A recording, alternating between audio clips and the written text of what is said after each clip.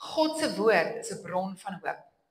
Want die woord van God is lewend en kragtig en skerper as enige snydende swaard en dring deur tot die skeiding van siel en gees, sowel as van gewrigte en murg en is 'n beoordelaar van die oorlegginge en gedagtes van die hart.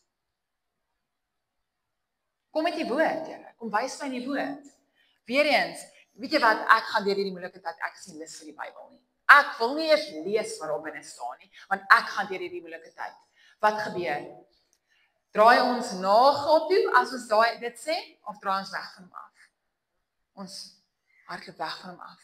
Here, eerder waar ek in die vuur sal staan en ek sal u woord glo en ek sal al glo ek nie eers en ek voel amper ek is eers positief oor hierdie stukkie skrif nou nie. Sal ek dit lees en ek sal my gees en ek sal my vlees laat submit onder dit wat u sê.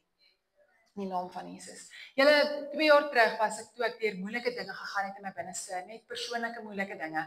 Het ek baie keer in die nag wakker geword. Ek dink ons almal ken daai ene, daai 3 uur, 2 uur in die nag met angstigheid. En die Heilige Gees het my gelei en my gesê, jy vat net die Bybel en jy sit hom voor jou neer.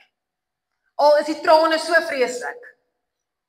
Al is dit so verskriklik en ek kan nie eens sien wat daar staan nie. Here, ek sal die woord voor my oë hou.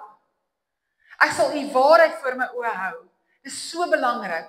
Al weet jy nie eers, as jy eers lus, weet jy waar om te lees nie, maak die Bybel oop en begin net. Begin net te lees, want ons het sy woord en sy waarheid so nodig.